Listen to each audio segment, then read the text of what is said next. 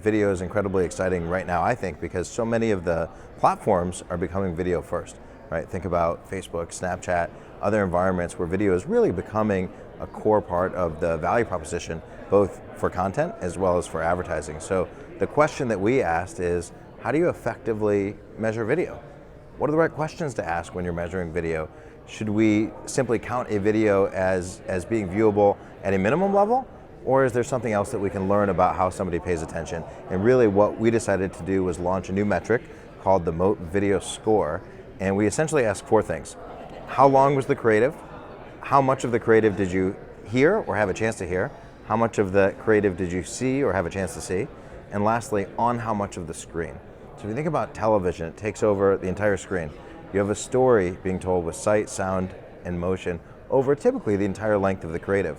But that doesn't always happen in digital.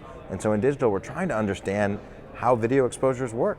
What happens when we're on one platform versus another, on one device versus another, on one screen versus another, and how do we know that somebody actually saw your ad and ultimately paid attention to it? So Jonah, not to get too deep in the operational weeds, but how does it work? Is it a panel? Is it a software? What's going on? No, so census-based, like everything at Moat, census-based measurement, and so we're simply asking through our technology, was the video on the screen for how long?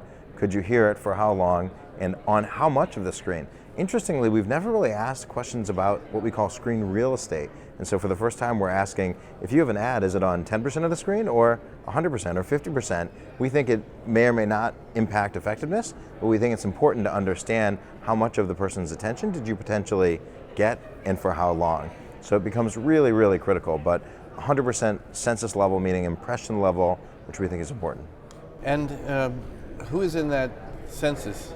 Yeah, I mean, so it's all of our normal measurement. For Moat Video Score, we've had a number of marketers as well as publishers announce that they're going to adopt it, like Unilever. Group M came out in public support of it. Bank of America came out in public support of it. So did NBC Universal, so did Snap, so did Fox, Condé Nast. A number of the premium marketers, agencies, and publishers are all supporting what we think is potentially a new lens to understand video exposures.